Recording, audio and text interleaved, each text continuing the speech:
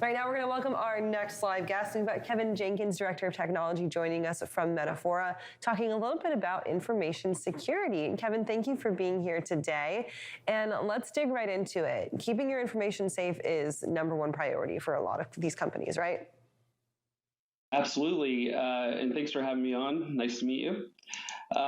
Yes, information security affects all of us. Anyone who has a mobile phone or uses the computer connected to an internet. The internet has concerns. Every business has risks, and so the increase in data breaches, hacks, ransomware attacks has pushed most organizations into investing more and more into their security efforts. And today we're going to talk about SOC 2 specifically. Over the past 2 decades, businesses began outsourcing more and more of their operational tasks like payroll, cloud computing.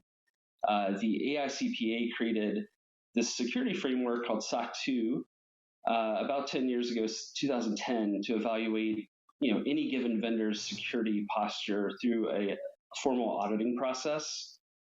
And a SOC 2 compliance report is used by businesses just to assure their customers and stakeholders that the organization is committed to managing data securely and protecting its interests as well as the privacy of their customers.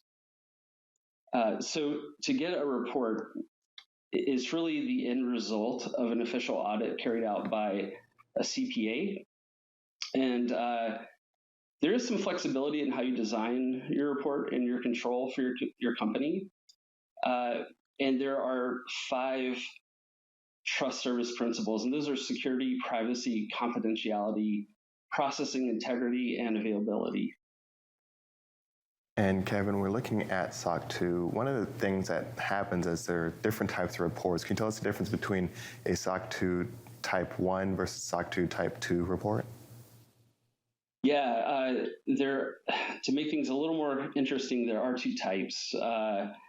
The Type 1 report, and both of these are based on the timing. So a Type 1 report describes your organization's systems and it tests the system design at a specific point in time. So at the time it's being audited. A Type 2 report, it looks at your operating effectiveness of your systems and controls over a period of time. So that's usually 12 months. It can be a little shorter, it can be 6 months or so. But a SOC 2 Type 2 report is considered more comprehensive, and it offers even more assurance to your customers and partners. So if you're sitting here and you're wondering maybe if it's time to evaluate your security and get this audit done, maybe take a look at it, what are kind of those key catalysts when a business leader might decide it's time to evaluate how safe your information is? Yes. So I think that if you're considering it, you need to really have a clear understanding of how this report is going to drive your business outcomes. No one enters into SOC 2 to have fun or to save money. It's very, very expensive. It's overwhelming. So it's really important to first identify legitimate business drivers. In doing that, you also should identify your scope. So which trust criteria, maybe all 5 or 1 or 2, as well as the products that you're delivering that you want covered by SOC 2. So my advice is don't underestimate your budget, because the price of the audit is really just the tip of the iceberg. You have to factor in the tooling, the readiness assessments, training, legal, opportunity costs to get a real picture of what your budget is. And we just talked about the different types. I would recommend getting the Type 1 first, just to ease your company into getting these controls in place and get a feel for what it means to be audited. Because if you go all in on Type 2 and you have trouble getting your controls in place, you don't want to fail that audit, that more strenuous audit. And I highly recommend getting a compliance automation partner. These are fascinating services that really have come onto the market the last couple years. A couple of those are Vanta, Drata, SecureFrame. Those are a couple for you to explore. But they offer so many advantages. They can assist with creating templates for your company policies. most importantly, they integrate with your existing technology systems, and you can have hundreds of automated tests that continuously check for risks and compliance issues. And I think one of the biggest benefits is just the visibility it provides to your auditor throughout the process. It's continuously collecting evidence and showing this evidence to your auditor, so that back and forth communication is now eliminated through the system and tools that they provide. So, Kevin, the last kind of year and a half, I almost want to say like 2021 to start of 2022, we saw a lot of companies, especially in the freight tech space, dealing with cyber attacks and dealing with dark web criminals and really seeing their operations crippled. Of course, the ones that come to my mind as headline grabbers were the Forward Air cyber attack, the attack that shut down the Colonial Pipeline for a little bit. Are these types of reports, these types of audits, something that you can do as a preventative measure to test your securities?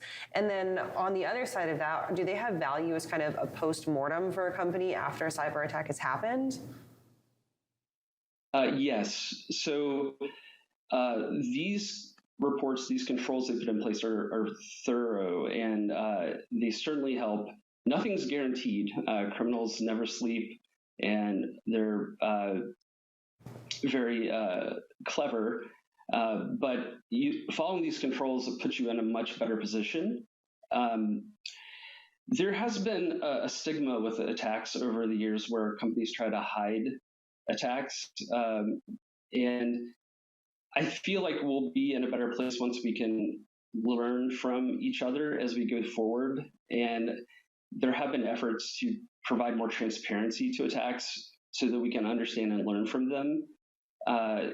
So yes, I think that SOC 2 is just one framework. There are others out there, including high trust, that you can also explore. But SOC 2, since 2017 at least, has been the most prominent security framework.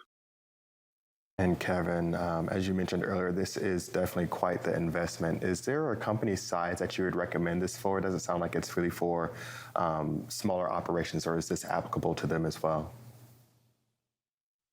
I think that it is applicable to smaller companies. I think that the controls are available publicly, that you can implement these controls and practices in a small company without paying for the audit, and I highly recommend doing that. Any company that provides a product or service online should really consider becoming SOC 2 certified.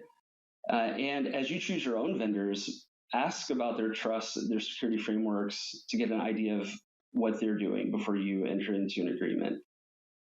So with that certification, is that something, is there kind of a recurrent basis or a recurrent timeline that you talk about and encourage renewing that certification for, or is it kind of a one and done kind of thing? It's definitely not one and done. Getting the first report is the hardest by a long shot. But then your organization really needs to have a plan for maintenance and a plan for annual audits, because a SOC 2 report goes stale after 12 months. And I think that's a good thing. We want to keep an ever-present focus on our security controls. But after you get through that initial hurdle, it becomes easier.